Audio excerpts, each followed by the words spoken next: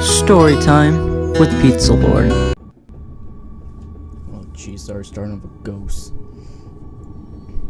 This happened about 5 years ago when I was 21. Me and my friend Seth got into this app which showed you ghosts. We'd go out ghost hunting, but nothing much would happen.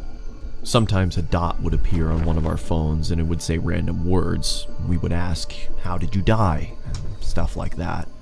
And sometimes the answers lined up, but it was mostly random. One night, around 2 a.m., Seth suggested going to the cemetery to see if the app picked anything up. I was hesitant, but I nervously agreed. We started making our way through the neighborhood towards the cemetery. It was weird as the streets are normally lined with cars, but they were empty on this night. We walked down the middle of the road with the app running, but it wasn't picking anything up. We finally made it to the cemetery, which was a small, family-owned one where they only buried their own. Seth went up to the gate and started shouting, hoping to get a response on the app, but nothing happened. I was standing in the road, feeling unsettled, when Seth starts yelling, "Is that all you've got?" I told him to stop disrespecting the dead and we should leave. He tried being funny, saying, "Oh, I'll make them show up," and jumped the gate and started stomping on the graves while screaming, "Come on, show us something." All of a sudden, our phones said something at the same time. I looked down at my phone and it was there. We both just stood there, looking at each other when 10 or so red dots appeared on the radar, and it said it again. When I looked back up from my phone, Seth was next to me. I said, "We have got to go." As soon as I said that, we could hear the street lights turning off one by one from the top of the street, getting closer to us. We took off running as fast as we could. We got about halfway into the neighborhood before running out of breath and having to stop.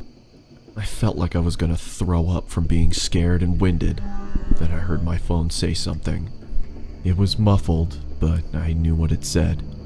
Being too scared to look at my phone, I looked at Seth, who looked terrified. He nodded at me to get my phone out, so I slowly pulled it out and it said my name across the top.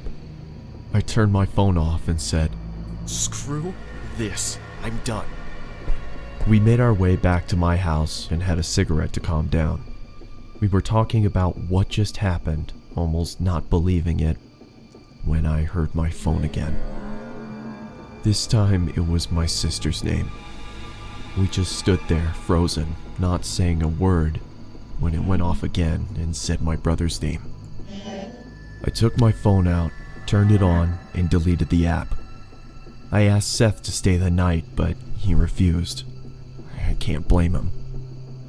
When I finally got to sleep that night, I dreamt a muffled voice repeating a word over and over. I started to wake up and the words became clearer. My phone was off, with the battery out. But when I turned it over, it was lit up with the app running. It had a red dot about 6 feet from me, still repeating.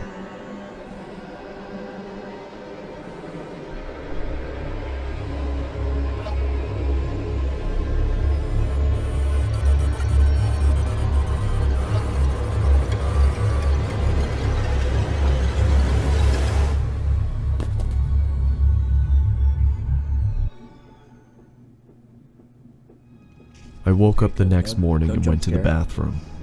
I had a razor-thin cut from my left shoulder to my right hip. I don't know what happened that night, and nothing has happened to me since. Needless to say, I don't mess with that kind of stuff anymore. This happened a few weeks ago when I was walking home from school, excited that my freshman year was coming to an end. So this is a kidnapping. It was a Tuesday night when I was turning in my last essay for history. I left it to the last minute and the teacher actually made me complete it before I could go home. I hated my teacher for that. Around 8 p.m., I had finished that goddamn essay and was walking home. The rain had stopped and there was a beautiful sunset. Suddenly, I noticed something. There was a red 2016 Toyota Camry right behind me. I got goosebumps thinking it was following me. I didn't look back and started walking in my apartment's direction. I wanted to go to a busy road to feel safer. Just then, the car sped up, stopping right next to me. A middle-aged man asked me where I was headed and suggested to drop me off. I said no thanks, but the man wouldn't leave and insisted. I wanted to tell the man to just fuck off, but I took off running instead. I heard a loud noise and at the same time felt something I can only describe as a sharp vibration hitting my flesh. I fell to the ground not knowing what happened. Out of adrenaline, I was about to get up and run again as I felt a heavy arm grab me by the mouth. Then the pain set in. I realized that I was shot. There was another man next to him that searched my pockets. He grabbed my phone and threw it on the ground as he tied my legs and taped my mouth. They quickly put me into the trunk of their car and then started driving. I could feel that we were going very fast, and I'm sure that we hadn't stopped at all for a good 30 minutes. I was feeling my blood soaking into my shirt, which scared me the most. I was certain that I was going to die. I was thinking about my parents and what they would feel when they heard that I was missing. Then the car came to a stop. By some miracle, I heard a police officer asking for IDs and driver's licenses. I wanted to yell for help, but nothing came out. Just then, I heard 3 to 4 gunshots. I heard another cop yelling, "Man down! Man down! Shots fired!" I was begging the cop to find me. Then I heard the cop searching the car. I was feeling joy as my pain was growing worse. Seconds felt like hours. The officer then opened the car's trunk and suddenly started firing at me out of a fight or flight response. Thankfully, the bullets missed. The officer quickly caught up to the fact that I was kidnapped and injured. He called for backup immediately, and it arrived in minutes. They placed the injured officer onto a gurney and drove off in an ambulance. Finally, when the scene was safe, they called another ambulance for me. I woke up in the hospital. The news media was everywhere. I was fine after a few days, but later learned that the officer that was shot didn't make it. Aww. I don't know if those men are still alive or rotting away in a prison for killing an officer. I don't want to know what would have happened if those officers hadn't stopped the car. A creepy Christmas time story. It was November of 2006. I was a 16-year-old kid living in the town of Altoona, Iowa. I went to bed early one night because I had to work the early shift at McDonald's. As I slept, I had a dream that I was running through downtown Des Moines, but I wasn't on a jog. I was running from something. As I ran around the corner of a building, I came face to face with my pursuer. A tall man wearing a trench coat and a top hat stood in front of me. The only thing visible of his face was his eyes. They were abnormally large with black pupils, and it looked at me as if it wanted something. After what felt like hours, he reached out his bony hand, as if he wanted me to go with him. I woke up violently from my dream, and after catching my breath, I peered around my room to see if I was safe. As I stood up from my bed, I noticed that I could see my breath. Feeling confused, I checked my window. It was latched shut. I then walked over and checked my vent. I could still feel warm air coming from it. As I sat back down on my bed, I tried to figure out what exactly was going on. That's when the figure from my dream appeared at the foot of my bed. I scrambled back to my headboard. "What do you want?" I asked, trying to hide the shakiness in my voice. With the same bony finger, it pointed at me. Growing up in a religious home, I believed what I was looking at was a demon. I told the creature to leave. It just waved its finger at me, and with a low voice, it spoke to me. Never leave. Always here. The creature then screamed loudly and disappeared. A feeling of nausea came over me, and I vomited on my floor. The last thing I remember was cleaning myself up and waking up to my alarm. Was it black? It's been about a month since I had seen the top hat wearing man in my bedroom. The Christmas season was in full effect. My parents weren't home because they got invited to some kind of event, so it was only me and my 3 sisters at home. I had to wake up early in the morning for work, so I decided to go to sleep. I rested my head on my pillow and closed my eyes. Not even 30 seconds passed until my sisters burst into my room and started singing obnoxious songs. This of course made me very angry, but I thought if I ignored them that they would leave me alone. This was not the case. As I pulled the blankets over my head, I started to feel the same cold feeling that I had in November. As the obnoxious singing subsided, I lowered the blanket below my eyes and saw the man standing in the corner of my room. In one swift motion, he charged towards me, and I blacked out. When I finally came to, I found that my sisters had locked themselves inside the bathroom. As I knocked on the door, they told me to go away. I asked them what happened, and all they could say was Mom and Dad were on their way home. I looked down and saw that my hand was slightly bloody. Holes were in the bathroom door, and a broom was sticking out of the wall. I then walked into the living room and found that there were knives stuck into the wall as well. The same wave of nausea passed over me, just like in November, and I threw up again. As I was cleaning up, my parents walked through the door. My father immediately walked over to me and gave me a good beating. Then he sent me to my room. I went to bed crying. Not from the beating. I was crying because of the confusion. I had no idea what was going on. The next morning, my sisters reluctantly sat next to me and told me what had happened. They said I got angry and chased them down and tried to hurt them. They said my eyes were red to the point where they thought I was bleeding from them. They said I sounded like a different person. In 2011, that was the last time I saw the top hat wearing man. Oh, that's the I house. just moved into a new apartment, and after a long, stressful day of unpacking, I took a shower and got ready for bed. As I started to drift off, I could feel that cold feeling again.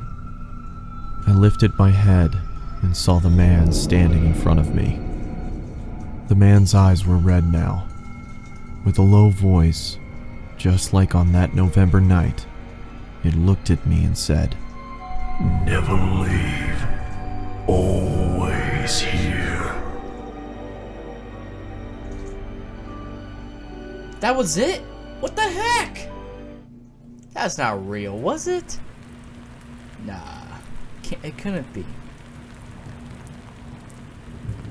Scary vacation. During my holiday, I spent about 3 weeks in Japan. I arrived that's not pretty bad. late, so I couldn't check into the hotel that I initially booked, so I booked the cheapest hotel that I could find nearby. Aesthetically, it was quite nice, but it did have easy access to the building, meaning anyone could come in and go to any room as they please. Plus, there was no security in sight. After arriving in my room, I ordered some food and watched some TV. I was still pretty jet-lagged from the flight, so I started to get ready for bed. As I was falling asleep, I felt the urge to double-check the door just to see if it was locked. I didn't think anything was going to happen, but I'd rather be safe than sorry. About 5 minutes after I checked the door, I heard footsteps outside. Initially, I thought it was someone leaving their room, but the footsteps started to pick up speed. The sounds started getting louder and louder, and I started to freak out a little. All of a sudden, the sound stopped. I looked at the light shining through the bottom of my door, and there was a shadow of a person. At first, I thought it was room service, but it was too late for that. Or maybe it was some drunk idiot who was in the wrong room. As soon as I switched my light on, the shadow disappeared. I was confused, but I reluctantly went back to bed. That's when I suddenly heard scratching coming from my door, so I immediately turned my light on and shouted, Who's there? After a moment of silence, I heard the footsteps slowly fade away. At this point, I was thinking it could be some kids messing around, so I got up, opened the door, and peeked my head outside. I glanced in would you both do directions down the dark and slim hallways. That's when my heart stopped. A man emerged from the darkness and ran erratically towards me. His face was contorted as he screamed, and I could see he was holding a knife in his right hand. As he got closer, I could see him more clearly. He had disgusting long, dirty hair, his clothes were ripped, and he had cuts and bruises all over. I quickly slammed my door and pressed against it, praying that the man would just go away. You think he's After gonna go what away? felt like hours, I finally gathered my courage and looked through the peephole. He's probably out there. He was gone. I let out a sigh of relief and checked the peephole again. My heart started pumping faster than ever before. He was right in front of the door. He was wearing a maniacal smile on his face, and all of a sudden he raised his knife and yelled, I'm gonna fucking kill you! I jumped back and kept my eyes locked on the bottom of the door as I backed up to my bed. I grabbed my phone and started dialing the police. As I raised the phone to my ear, I saw that the shadow was gone. When the police arrived, I tried to explain what happened, and they checked the security cameras. They almost immediately recognized the man. He had been doing this to people for a while now, and the police had been trying to track him down for months. After a long night of no sleep, I finally arrived at the right hotel that I had booked initially in Tokyo. That creepy guy was still on my mind, but I thought the chances of him being here were pretty slim, so I didn't bother locking my door that night. At 12:05 a.m., I woke up to a big bang next to me. Better go lock that door. I turned around to see the same guy passed out on the floor, with a knife in hand. I was in shock. How did he find me? I quickly ran out of the room and locked him inside. The cops came and he was finally arrested. Let's just say I'm always going to be locking my doors from now on. No.